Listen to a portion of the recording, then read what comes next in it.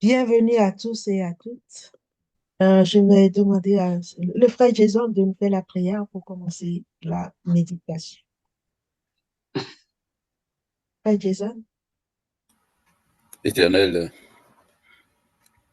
Dieu des armées, tout-puissant créateur et majestueux des cieux, toi qui règnes en tout lieu et qui veille,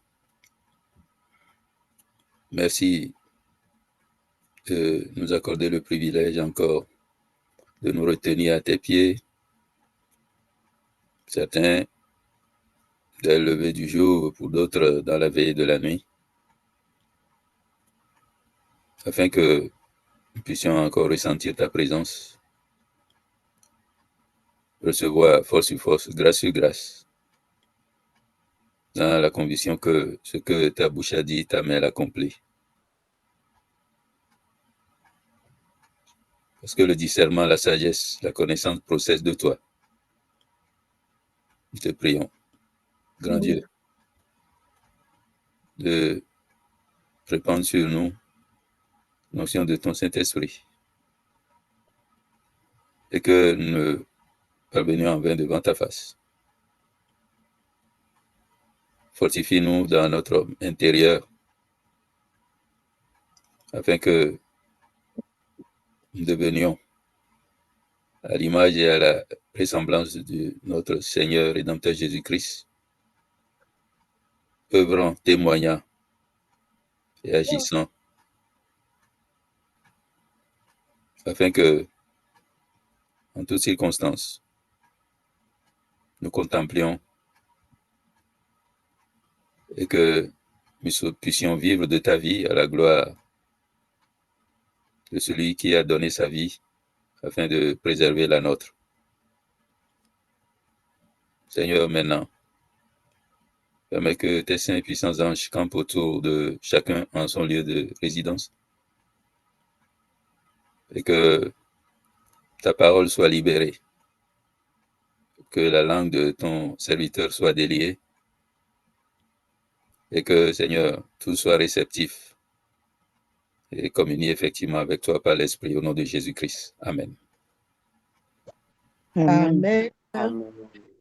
Pasteur Edem, la parole est à vous. Bonjour, sœur Marceline. Bonjour, chers frères et sœurs en Christ. Et merci à l'ancien pour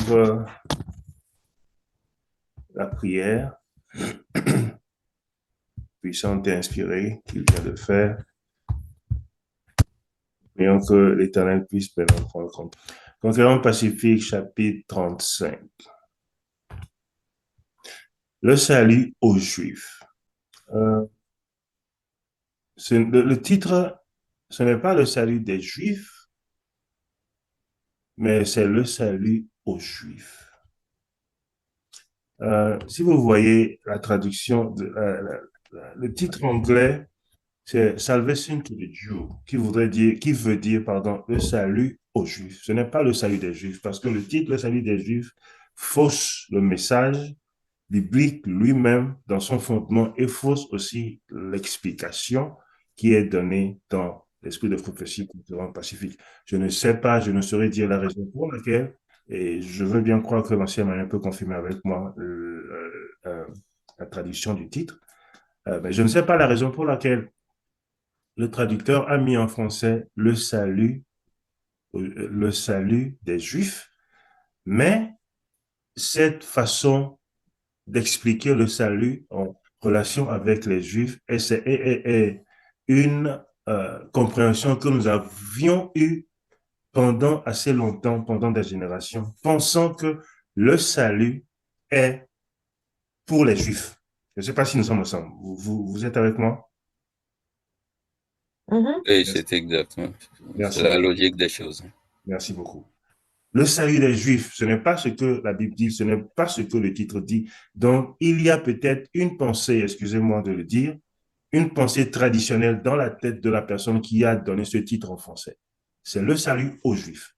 Donc, je voudrais qu'on fasse cette petite correction pour que nous puissions être dans la pensée du chapitre que nous allons résumer. Merci beaucoup. La Bible nous dit dans 1 Pierre chapitre 2, le verset 9, « Vous, au contraire, vous êtes une race élue, un sacerdoce royal, une nation sainte, un peuple acquis, afin que vous annonciez la vertu de celui qui vous a appelé des ténèbres à son agréable lumière. » Et c'est ce verset qui fera l'objet de notre méditation. C'est ce verset que nous allons lier au résumé de la présentation d'aujourd'hui. Nous avons vu que à Corinthe, Paul a fait un travail remarquable. Il s'est donné tout entier. Il a supporté l'Église. Il a travaillé avec Priscille et Aquila. Il a travaillé avec Timothée. Il a fait des voyages missionnaires. Il a créé des groupes. Et c'est là que nous avons vu quand Paul était en train de dire que même attristé, il était toujours joyeux. Pauvre, il enrichissait plusieurs, comme n'ayant rien, mais il savait bien entendu qu'il possédait toutes choses. Et nous avons vu que pendant son séjour à Corinthe, il eut le temps de former des projets pour travailler dans les champs plus vastes. Mais il avait un grand souci. Ses pensées se dirigeaient invariablement vers Rome, parce qu'il voulait étendre son champ. Et c'est dans le souci de travailler pour les Romains que se dévoile son plus grand souci. Il avait, disons que bon, Rome était pour lui un désir d'étendre son champ missionnaire. Mais c'est dans ce désir d'étendre le champ missionnaire que nous voyons le souci de Paul. Et ce souci, c'était les Juifs. À Corinthe, nous avons vu la semaine passée que Paul fut, écoutez s'il vous plaît, parce que c'est un chapitre qui est vraiment très important, qui est vraiment un chapitre très merveilleux. À Corinthe, Paul fut chassé par les Juifs d'une ville à l'autre, nous avions dit, lors de ses voyages en Asie, il était arrêté et mis en prison en passant par Jérusalem. À Damas, il échappe à un complot dans une corbeille. À Jérusalem, les chrétiens, mais surtout les Juifs, se méfient de lui. Les Juifs s'opposent à sa prédication par des injures. Paul est chassé de la ville. À Thessalonique, les Juifs maltraitent les chrétiens pour n'avoir pas trouvé Paul et Silas. Vers la Syrie, les Juifs dressent des embuscades à Paul et il est obligé de rebourser chemin. À Jérusalem, il est saisi par la foule qui lui donne des coups. Mais cependant, malgré tout ce mal que les Juifs étaient en train de lui faire, ils voulaient le faire mourir, ils voulaient le tuer, ils l'ont frappé, ils lui ont donné 39 coups, comme il le dit. J'ai reçu des Juifs 40 coups moins 1. 3 fois j'ai été battu de verge, 1 fois j'ai été lapidé. Les Juifs, lui, ont, rendu la vie extrêmement difficile dans son parcours missionnaire et dans son œuvre missionnaire à cause de la prédication de l'évangile de Jésus. Donc, c'était Jésus la cause principale pour laquelle Paul a été maltraité, martyrisé par son peuple juif. Alors, la question qui vient est celle-ci. Pourquoi les Juifs persécutaient-ils ainsi Paul? Et pourquoi, malgré cette persécution, ils voulaient désespérément leur prêcher l'évangile? Est-ce que quelqu'un voudrait aider? Parce que c'est son peuple, parce qu'il veut les comprendre aussi. Hein. Parce que c'est son peuple et ils veulent qu'ils entendent aussi. OK? Merci beaucoup. Parce qu'ils lui ont fait vraiment beaucoup de mal. Naturellement, je veux bien croire que si c'est nous aujourd'hui, si c'est notre peuple qui nous maltraite ainsi, la première des choses que nous aurions voulu faire, c'est de nous éloigner et de rester à l'abri pour ne pas être beaucoup plus persécutés. Bon, il faisait l'effort de se protéger, d'être protégé, mais ça n'empêchait quand même pas qu'il avait ce souci-là pour ce peuple. Quelqu'un d'autre peut nous aider, 1, 2 personnes, avant que nous puissions continuer. Pourquoi il était si concerné par ce peuple? Oui, pasteur, moi je veux dire que Paul n'oublie pas ses origines, son passé et son expérience avec celui qui est à présent est le centre de sa vie. Et s'il n'a pas de mérite à faire valoir que Jésus ait pitié de lui, il croit que ceux qu'il avait quittés aussi doivent parvenir à s'affranchir de leur mauvaise voie. Et autant que cela dépendra de lui, il doit s'employer à les dissuader dans leurs ardeurs guerrières ou bien de persécution, si même c'est au prix de sa vie, parce que il sait que Jésus ne fait pas acception de personne. Merci. Merci beaucoup, ancien. Dieu vous bénisse. Et je ne sais pas s'il y a quelqu'un qui veut encore ajouter quelque chose. Oui, moi aussi, je voudrais ajouter que il est dit quelque part qu'il voudrait être anathème que de voir son peuple s'éloigner de Christ. Son désir est de voir les Juifs être sauvés. Parce qu'ils ont été tous, ils avaient tous eu ou bien reçu cet évangile. Ils étaient un peuple que Dieu a chéri. Et pour les voir maintenant périr, ça lui fait mal. Il veut coûte que coûte les voir comprendre le message, oui, l'évangile de Christ et reconnaître le Messie qu'il attendait, que c'est lui qui est là, et revenir à Dieu pour être sauvé. Voilà ce que je peux ajouter. Amen. Merci. Amen. Merci. Amen. Sœur Marceline, merci. Ancien. C'est la seule ici. Hein. Oui, je sais. Je suis en train de vous remercier pour l'intervention précédente. Et ancien, vraiment, vous avez résumé la pensée de Paul, ajouté avec ce que sœur Lucie vient de dire. Je vous remercie vivement. Que Dieu vous bénisse. C'est la raison. Parce que le monsieur, il a vraiment été maltraité, mais ce souci de salut que les Juifs ne voyaient pas et la compréhension de l'évangile dont a parlé l'ancien, que les Juifs, malheureusement, n'arrivaient pas à comprendre. C'est ça qui était le désir, le désespoir de Paul. Il voulait, coûte que coûte, qu'ils arrivent aussi à la connaissance parfaite de Jésus-Christ. Ouais, et puis, il savait aussi qu'ils attendaient le Messie. Donc, comme lui, il est convaincu que ce Messie, c'est lui. Donc, c'est Jésus qui est mort, qui est ressuscité, c'est lui, c'est pas un faux. Alors, il veut vraiment qu'il soit au courant, quoi, qu'il n'y a pas d'autre Messie qui va arriver. Amen. Mm. Amen. Merci beaucoup. Et ajouter à ce que l'ancien a dit, il connaît son passé. Il connaît son passé. Et combiné avec ce que l'ancien aussi a dit, maintenant qu'il connaissait son passé, ses origines, et qu'il est devenu maintenant pour Christ. Mm. Il veut maintenant que ces gens, son peuple aussi, puisse avoir les yeux ouverts parce que maintenant, il a connu la personne du Christ. Et il ne veut pas maintenant que, avec cette connaissance, son peuple ne soit pas sauvé. Satan avait voilé le message du salut en Jésus que Paul a maintenant découvert aux Juifs. L'amour de Dieu en Jésus-Christ qui représente toute la richesse et la vie de Dieu.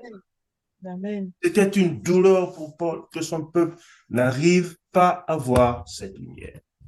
Israël était un peuple spécial, comme nous le dit le chapitre 35 de Conquérant Pacifique, car Israël, cette nation, était choisie par Dieu, ayant reçu la promesse du Messie, comme l'a dit la sœur Lucie, qui devrait venir sauver le monde du péché. Nous sommes ensemble? J'espère que nous sommes ensemble. Israël a reçu la promesse du Messie qui ne devrait pas seulement venir sauver Israël, s'il vous plaît. C'est pourquoi je demandais si nous sommes ensemble. Nous sommes ensemble. Merci beaucoup. Mm. Le Messie qui devrait venir sauver le monde du péché, pas seulement Israël. Mais ils n'ont pas reconnu ce Messie quand il est arrivé. Il y avait seulement, il y a quelques erreurs de frappe maintenant que je vois juste après, non, ça c'est la fatigue, excusez-moi. Il y avait seulement quelques fidèles juifs qui reconnurent le Messie à son arrivée. En l'occurrence, vous les connaissez comme moi, il y a Anne et Siméon. Pas vrai? Quand Jésus était né, les Juifs, les docteurs de la loi, les prêtres n'ont pas reconnu Jésus. Il y avait seulement Anne et Siméon. Il y a la femme samaritaine qui retourna en ville pour crier que la personne qu'elle a rencontrée était le Messie. Il y avait André, le frère de Simon Pierre, qui a dit à son frère, viens voir celui dont les prophètes ont écrit. Il y avait seulement ces quelques Juifs qui reconnurent Jésus-Christ comme Messie. Dans toute la nation, il y a quelques autres, mais on peut les compter au bout de doigts, pour ne citer que cela. La Bible nous dit que commençant par Moïse, nous sommes maintenant sur le chemin d'Emmaüs, commençant par Moïse et les prophètes, Jésus expliqua à Cléopas et à l'autre disciple tout ce qui le concernait. Cela veut dire que Jésus est ainsi le Messie prédit par l'Ancien Testament, comme le frère vient de le dire, et il est le Sauveur que nous découvrons dans les pages du Nouveau Testament. Ainsi donc, c'est une douleur que le peuple qui a reçu la promesse de l'arrivée du Messie, ce peuple duquel a fait partie les grands prophètes de l'Ancien Testament, ce peuple duquel a fait partie les grands prophètes qui ont annoncé l'arrivée de ce Messie, ce peuple au milieu de qui Dieu a fait de grands prodiges dans l'Ancien Testament n'arrive pas à reconnaître le Messie. Alors Paul dira dans Romains 11, verset 28, en ce qui concerne l'Évangile, ils sont ennemis à cause de vous. Mais en ce qui concerne l'élection, ils sont aimés à cause de leur Père. C'est pour dire que les Juifs se sont fait ennemis de Jésus. L'évangile de Jésus-Christ, pour eux, c'est une inimitié pour eux. Mais Dieu les a choisis à cause de leur Père pour ce Messie-là. Ils sont ennemis à cause des gentils, parce qu'ils n'ont pas reconnu Jésus dans les évangiles. Mais ils ont quand même été élus par Dieu et choisis pour porter un message spécial. Alors, si ce peuple avait reconnu Jésus, vous me direz oui ou non, c'est une question. Ne croyez-vous pas qu'ils auraient fait de puissants espoirs dans le monde pour la cause de l'évangile? Est-ce que quelqu'un veut? Ils ont hérité de toutes les richesses de l'Ancien Testament, qui auraient fait d'eux les meilleurs évangélistes et de puissants ambassadeurs pour Christ. Alors, je pose cette deuxième question. On peut avoir deux intervenants, s'il vous plaît. Si le peuple juif avait reconnu Jésus, est-ce que vous ne croyez pas qu'ils auraient fait de puissants exploits dans le monde pour la cause de Jésus? Cette question-là, elle est très importante parce que ce n'est pas le salut des Juifs, mais c'est le salut qui est apporté aussi aux Juifs.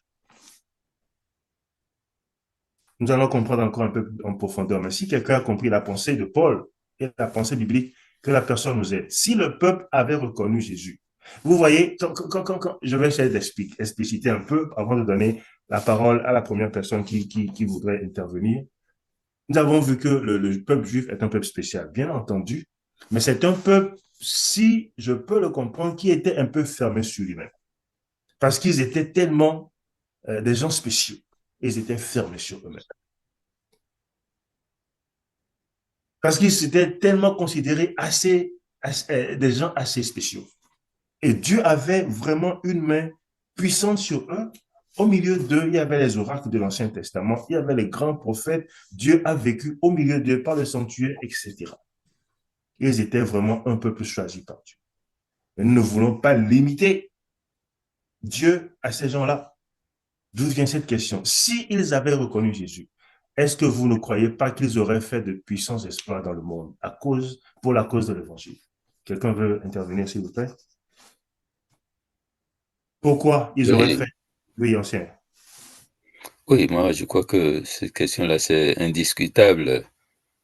Ils auraient fait un travail irremplaçable. Mais seulement, c'est que ils ont pris leur privilège comme un acquis. Et donc, un acquis, ou comme quelqu'un le dit, que ils ont un passé qu'ils veulent à tout prix protéger, conserver. Et voilà, ça les a renfermés en eux-mêmes au lieu de s'ouvrir à celui qui ne fait pas distinction de personne. Et voilà le danger qui les a euh, éloignés ou les a fait mépriser ce privilège qui devait les amener à être la lumière pour éclairer le monde entier. Merci. Amen. Je crois que vous avez écouté l'intervention de l'ancien. Il a tout résumé. Ils auraient fait un travail irremplaçable. La question est indiscutable. Et à cause de cela, ils se sont repliés sur eux-mêmes, alors que Dieu, lui, il n'a fait exception de personne. Ils ont pris cet acquis comme un privilège. Je ne voudrais pas couper la personne à quelqu'un si il y a un autre intervenant sur la question. Dans le cas contraire, nous allons continuer. Quelqu'un voudrait ajouter quelque chose avant que nous continuions sur la même question? Mhm.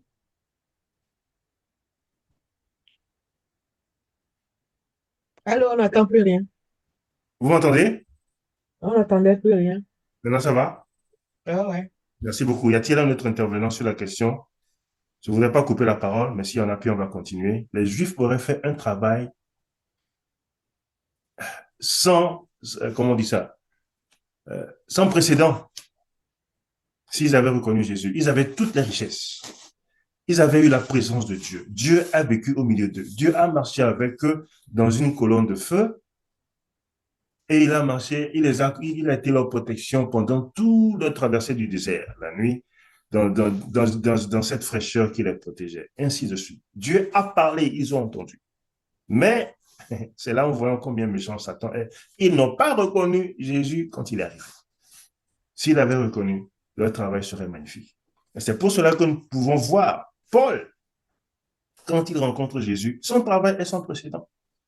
Pierre, à la Pentecôte, quand ils reconnaissent maintenant Jésus et l'importance de Christ en eux par le Saint-Esprit, ils ont bouleversé le monde. Satan n'a pas voulu ça. Est-ce que vous voyez l'image que nous sommes en train d'avoir? Si ces Juifs-là avaient reçu le Saint-Esprit comme Paul, comme Pierre et les quelques apôtres, le monde serait en dessus-dessous. Jésus serait venu très longtemps. Ainsi, Israël était un peuple spécial et vraiment béni, parce que Dieu lui-même les a visités, il a marché avec eux, il a vécu au milieu d'eux, et il les a ensuite mandatés. C'est là le problème. Pour qu'ils soient les porteurs de son message du salut au monde.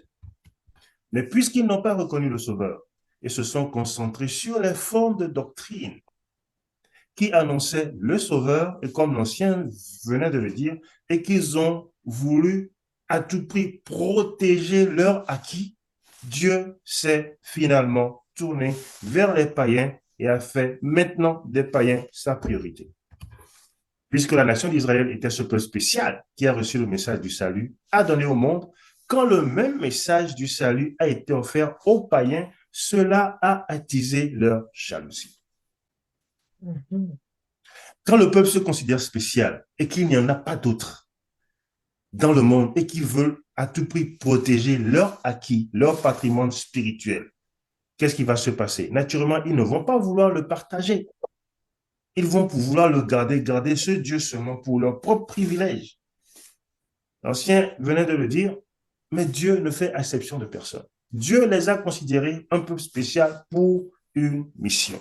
Maintenant, quand Dieu apporte ce message aux autres, est-ce qu'ils sont encore ce peuple spécial, sans second? Ce n'est pas la pensée première de Dieu. Alors, cela attise leur jalousie. Je continue.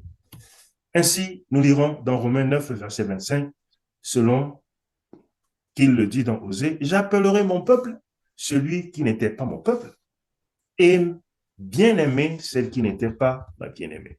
L'évangile est porté vers les autres nations. Alors maintenant, si vous écoutez ma voix, c'est Dieu. Nous allons revoir ce verset à la fin, nous l'avons déjà vu au début, Et nous allons essayer de le revoir. Mais voilà le privilège que Dieu accorde à Israël. Et c'est ce privilège qu'ils ont essayé de protéger. Mais c'est un privilège qui est attaché à un mandat, à une mission. Maintenant, si vous écoutez ma voix et si vous gardez mon alliance, vous m'appartiendrez entre tous les peuples, car toute la terre est à moi. Vous serez pour moi quoi? Un royaume de sacrificateurs et une nation sainte. Voilà les paroles que tu diras aux enfants d'Israël. Ils viennent de sortir d'Égypte, dans Exode 14, ils sont en route pour la nouvelle terre. Ils ont été choisis par Dieu comme un peuple spécial. Mais pour quel but? Pour être la lumière des nations. Jésus a dit qu'on ne cache pas la lumière sous un boisseau. Si la lumière brille naturellement, les autres qui sont dans les ténèbres seront attirés. Alors Dieu dit, vous serez un royaume de sacrificateurs, une nation sainte. Une nation sainte, c'est une nation qui est la lumière de Dieu. Elle doit briller. Si elle brille, elle doit attirer. Alors, Dieu n'a pas fait d'Israël un peuple spécial pour le fait d'être spécial pour eux-mêmes. OK? Dieu n'a pas fait d'Israël un peuple spécial pour le fait d'être spécial pour Israël seul. Dieu a fait d'Israël un peuple spécial en ce sens qu'Israël a été le peuple choisi de Dieu pour porter la lumière de l'évangile du salut au monde. Là, nous sommes en train de connecter l'Ancien et le Nouveau Testament parce que nous parlons d'évangile et de salut. C'était la mission d'Israël depuis l'Ancien Testament. Cela veut dire que le salut n'est pas seulement pour les Juifs, mais pour tous ceux qui acceptent le salut offert en Jésus par la foi. Le Dieu des Juifs, comme le dit Paul, comme le dit l'esprit de prophète, et comme le dit Conquérant pacifique, comme le dit le livre, l'épître de Paul aux Romains, le Dieu des Juifs est aussi le Dieu des païens. Donc, Rome a été le chemin par lequel Dieu a utilisé Paul pour qu'il puisse exposer le message de la justification par la foi. Non seulement aux Romains, mais aussi aux Juifs, mais aujourd'hui à nous. Le salut n'est pas seulement pour les Juifs, mais pour tous ceux qui acceptent Jésus-Christ par la foi. Le Dieu des Juifs est aussi le Dieu des païens. Alors, quelques petites explications avant de terminer. Paul compare les païens qui ont reçu le message du salut au rameau d'un olivier sauvage, okay? qui ont été greffés à Israël, qu'il appelle le bon olivier. Pourquoi? Parce que Israël est le dépositaire des vérités divines qu'il devrait apporter au monde.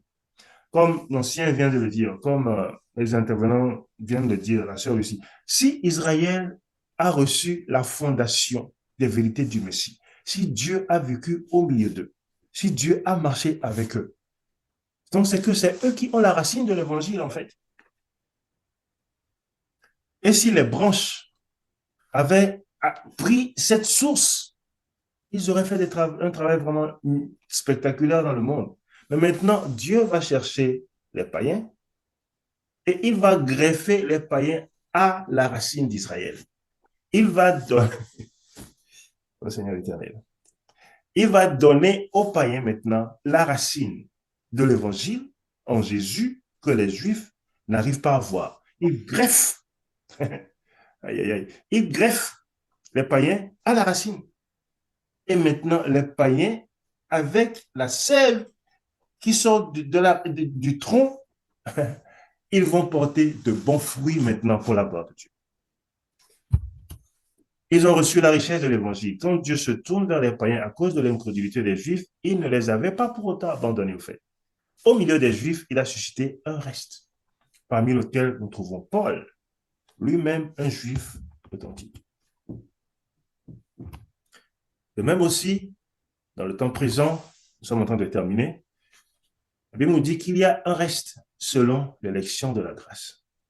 Ce verset parle d'abord de la minorité des Juifs qui ont accepté l'évangile du salut en Jésus-Christ dans le Nouveau Testament, qui ont reconnu le Messie quand il est arrivé.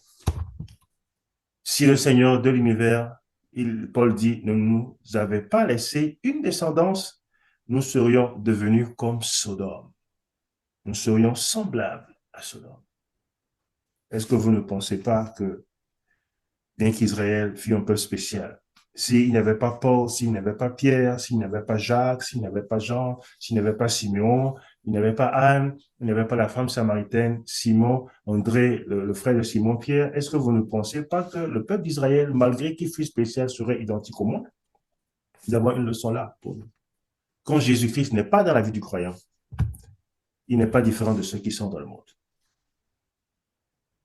Il n'y a pas de différence entre ceux qui se prétendent être des enfants de Dieu et ceux qui sont dans le monde. Si Jésus n'est pas dans la vie de ceux qui se prétendent lui appartenir, ils font pratiquement les mêmes choses que les mondains font. L'Esprit de Dieu dans la vie du croyant, c'est ce qui fait la différence. Et c'est ce qui manquait à Israël. Le Saint-Esprit de Jésus. Et Paul ayant reconnu l'œuvre du Saint-Esprit par la foi, qui transforme le cœur seulement par Jésus-Christ, qui est venu mourir sur la croix pour nous donner cette puissance. Il dit,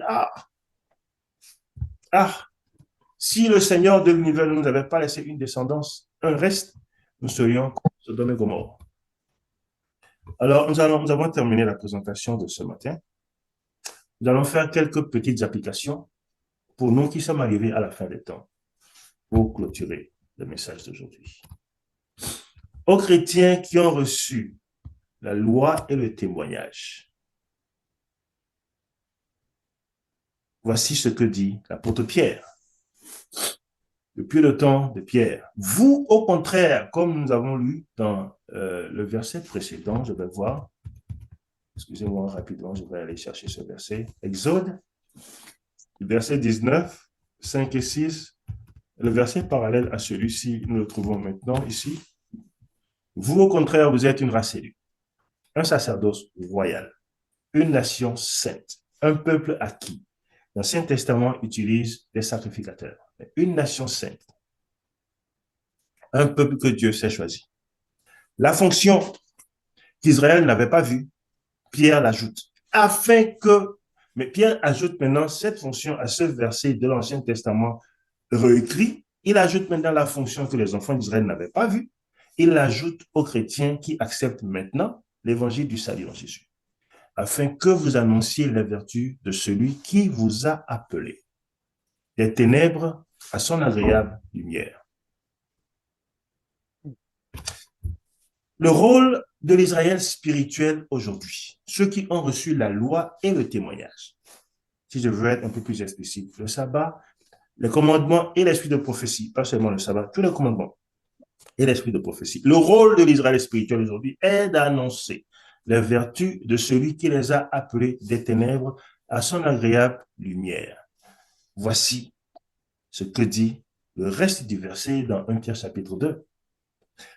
Vous qui autrefois n'étiez pas un peuple, vous n'étiez pas Israël selon la chair, et qui maintenant êtes le peuple de Dieu.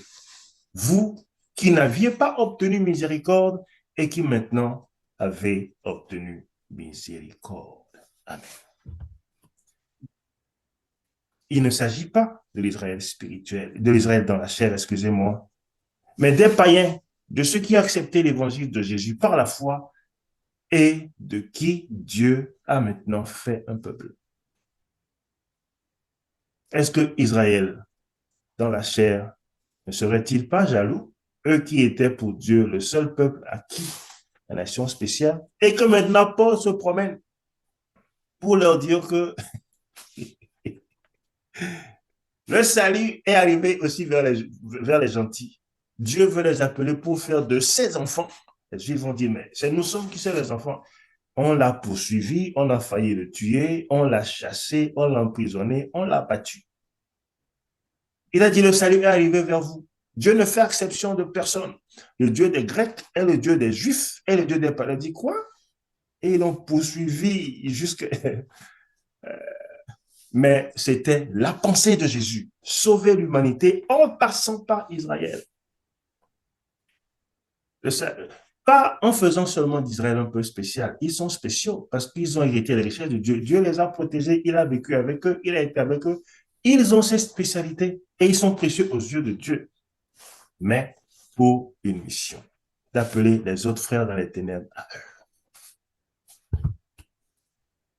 Les leçons que nous tirons pour nous, les voici. Dieu veut accorder à chaque croyant en Christ la promesse accordée à l'ancien Israël. 2. Le sabbatique, celui qui adore le dimanche et celui qui adore le dimanche sont tous sauvés par la grâce de Dieu. Amen. Cependant, le sabbatique et l'adorateur du dimanche, ou celui qui a reçu la loi et le témoignage et l'adorateur de Dieu soleil, je ne sais pas, ont des messages diamétralement opposés comme l'inimitié doctrinale entre le juif et le gentil. Je laisse ceci pour quelques secondes pour que vous puissiez méditer là-dessus. Dieu veut accorder le salut à tout le monde, même s'il doit passer par ceux qui ont reçu la loi et le témoignage. Tous sont sauvés par la même grâce, mais celui qui a reçu la loi et le témoignage et celui qui est dehors ont des messages diamétralement opposés. Le juif sera appelé l'ennemi du gentil, parce que l'adorateur du dimanche, celui qui adore le dimanche et celui qui a hérité la loi et le témoignage, y compris le sabbat, ont des messages qui sont diamétralement opposés. Comme l'amitié doctrinale entre le juif et le gentil, mais ils sont en fin de compte tous sauvés par la même grâce. Bien que le premier groupe est spécial parce que Dieu l'a choisi pour être la lumière. Quant à ce qui concerne, numéro 3, l'élection, ceux qui ont reçu la loi et le témoignage sont aimés de Dieu parce qu'ils ont été choisis pour apporter la lumière aux nations. Cependant, avec les païens, ils sont tous sauvés par grâce. 4. Si ceux qui ont reçu la loi et le témoignage refusent de vivre le message de la justification par la foi, Dieu se tournera vers les païens du monde pour leur donner le salut, même si cela provoque leur jalousie. Je ne sais pas si je peux aller un peu plus loin. Je ne sais pas si ce que je dis est vrai ou vérifiable. Est-ce qu'il y a un peuple peut-être sur terre aujourd'hui qui a reçu la loi et le témoignage, qui protège un patrimoine, alors qu'il y a un peuple dehors que Dieu appelle, qui se prépare vraiment pour le retour de Jésus, qui reçoit des révélations, qui voit des signes et qui agit, qui appelle à la repentance, alors que ceux qui ont le patrimoine se concentrent sur le fait de garder le patrimoine. Y a-t-il aujourd'hui un parallèle entre l'Israël biblique et la venue du Messie dans le premier temps qui se fait voir encore à la fin des temps? Entre l'Israël spirituel et la seconde venue du Messie à la fin des temps? C'est une question, c'est une méditation. Je ne saurais répondre.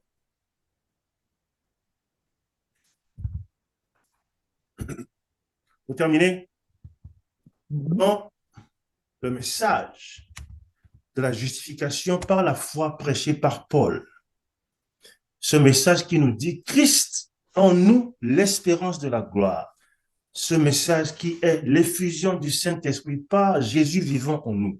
Quand ce message sera accepté, bien compris et vécu par ceux à qui Dieu a donné la loi et le témoignage, appelé l'Israël spirituel aujourd'hui, la terre entière alors sera illuminée de la gloire de Dieu.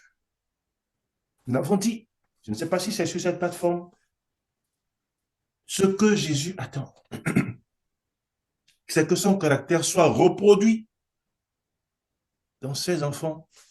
Alors il viendra les réclamer pour siens. L'univers attend avec empressement la manifestation des enfants de Dieu. C'est pour cette raison que ce message, appelé justification par la foi, c'est ce message qui terminera l'histoire de notre monde en grand cri. Christ en vous. C'est pour cela que j'ai beaucoup aimé la prière de l'Ancien. Alors, quand les hommes verront Christ en vous, Jésus reviendra parce que l'esprit de prophétie nous dit. Satan, nous l'avons dit ici, Satan n'a pas peur de vos prières. Ça, c'est moi qui le dis, beaucoup d'autres personnes l'ont dit. L'esprit de prophétie nous fait comprendre que Quand le caractère de Jésus sera reproduit dans ses enfants, le feu de la persécution sera naturellement réallumé dans le monde. Satan ne veut pas voir Jésus en vous. Jésus, c'est l'ennemi de Satan, depuis le ciel. Vous pouvez prier des kilomètres comme vous voulez, ce n'est pas son problème. Quand Jésus est en vous, il a des problèmes. Parce que cette image, c'est une image qu'il est. Il eut guerre dans le ciel entre Christ et Satan. Il ne faut pas qu'on l'oublie. Alors, si Christ est en vous, Satan ne va pas... Il peut vous donner tout ce que vous voulez comme bien matériel, comme, comment on appelle ça? Distraction, pour que vous soyez occupés. Ce n'est pas tout ce qui apparemment n'est pas péché. Mais quand Christ est en vous, vous avez soulevé la guerre. C'est pour cela que quand le message de la justification par la foi prêché par Paul, qui a causé sa persécution devant les Juifs, le même message, le Saint-Esprit remplissant Pierre et les apôtres à la Pentecôte a fait que les dirigeants les ont enfermés, battus de verge, quand ce même esprit de Christ sera reproduit en vous. Et ce message de la justice dont parle Pierre, dont parle Paul, sera le message qui va traverser le monde, Christ en vous, qui s'appelle aussi le message du scellement, l'effusion du Saint-Esprit. Et Christ sera prêché à cette dernière génération. Satan va se réveiller contre les enfants de Dieu. C'est un message qu'il a caché. Mais il faut que le message sorte au nom de Jésus. Le salut n'est pas dans nos formalités de religion, point 5, mais en Christ. Alors, il y a un verset dans la Bible qui nous dit, il y a un reste selon l'élection de la grâce.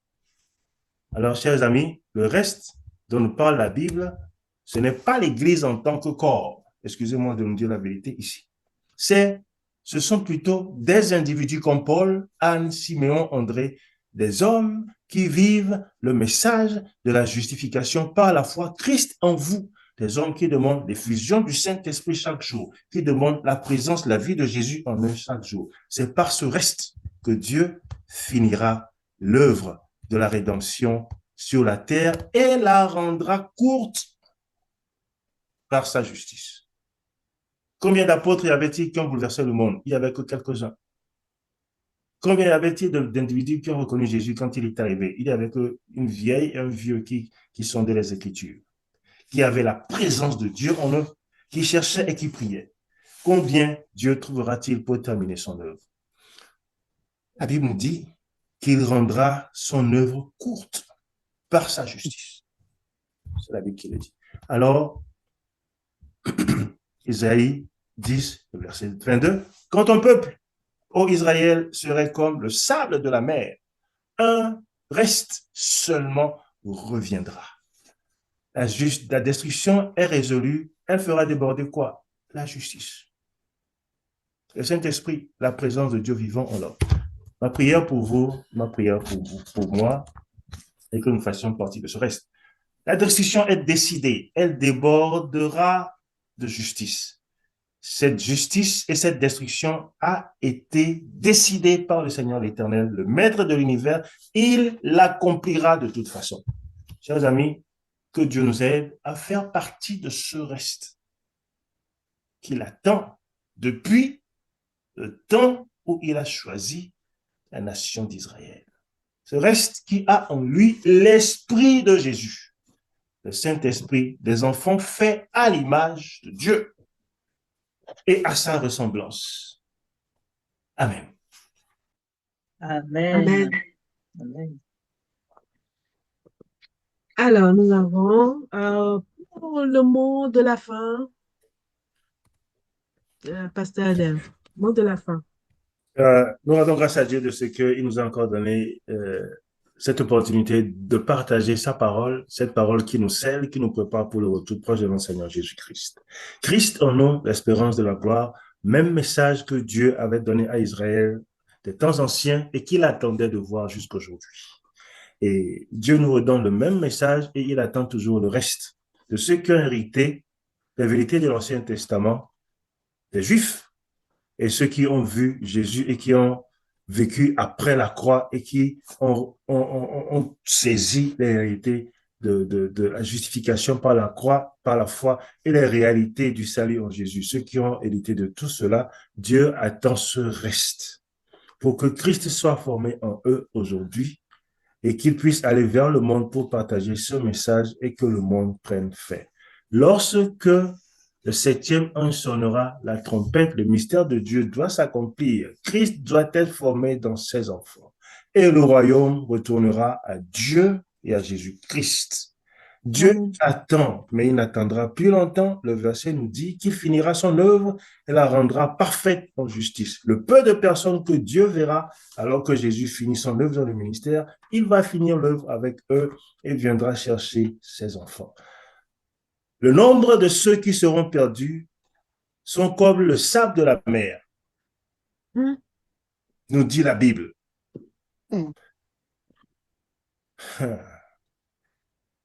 Le nombre de ceux qui seront sauvés seront aussi nombreux, mais c'est un nombre assez nombreux depuis la création jusqu'à la fin des temps. Mais les perdus seront comme le sable de la mer.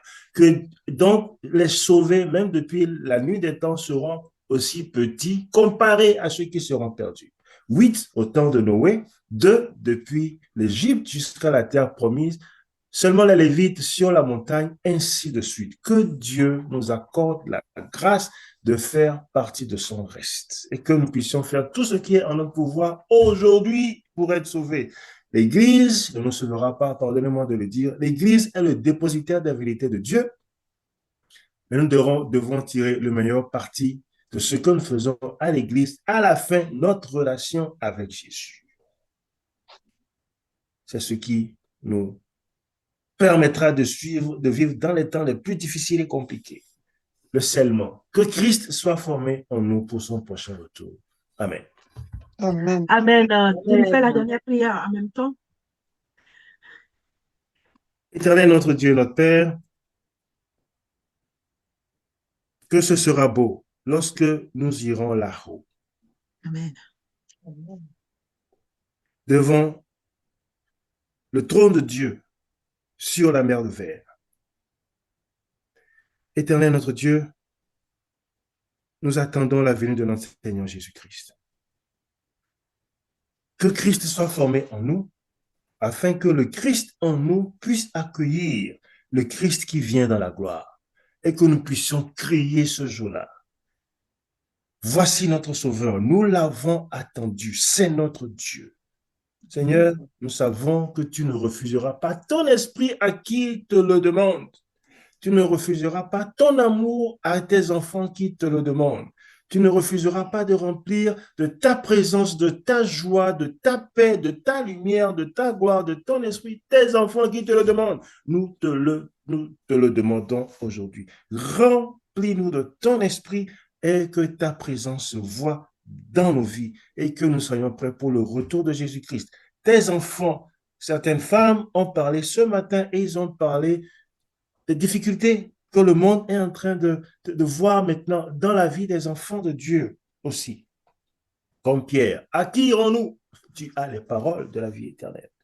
Éternel, nous pouvons aller nulle part. Et à plus forte raison que nous voyons s'approcher le jour, ô Seigneur, sauve-nous. Nous voulons vivre une vie de paix, de joie qui n'aura pas de fin. Nous avons tellement souffert le peu de temps que nous avons passé sur cette terre. Déception, douleur, détresse, nous pouvons le compter. Mais ta parole dit, tu essuieras toute larme des yeux de tes enfants.